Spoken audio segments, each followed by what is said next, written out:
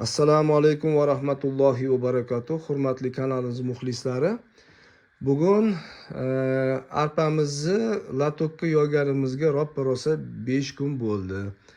Esingizda bo'lsa, mana shu etajerkamizni ikkinchi etajiga yoygan edik. Mana billa o'stiryapmiz 5 kundan beri. Ko'ryapsizlar, chiroyli bo'lib turibdi. 2 mahal suv quyib turibmiz.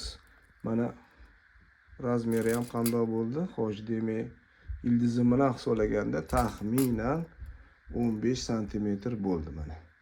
15 sm.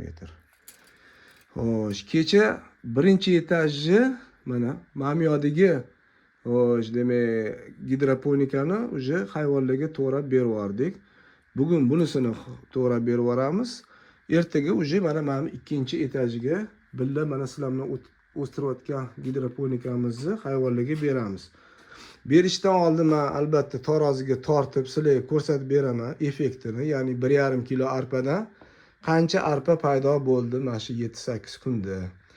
Xo'sh, mana ketma-ket keyingilari o'sib kelyapti. Mana men bilan uje kunora mana ivitib, dimlab, ekib qo'yganlarim. Mana bu undan keyingisi.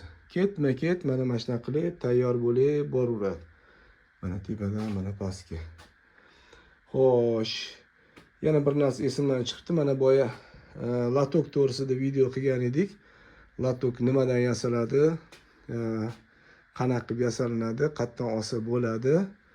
Xo'p, bitta narsani aytmoqman. Bu latokni hozirgi kunda bir donasini narxi, bir donasini tan narxi 35 ming so'mga to'g'ri keladi agar o'zingizlar yasasanglar. Odam o'zi yasash qiyin emas, bemalol yasab olasizlar.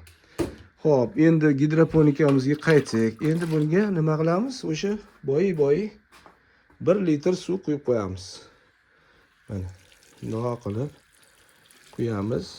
Bitta. Mana ikkinchisiga. Bismillah. Mana ikkinchisiga ham xuddi shunaqa qilib quyib qo'yamiz. Tak. Yana bitta narsaga e'tibor berishingizni so'rardim. Mana shu gidroponika mana chetidan qochirib ekilgan bo'lsa ham, mana teshiklar ko'rib turibdi. Ildizi bari shu teshiklarga kelib qoladi.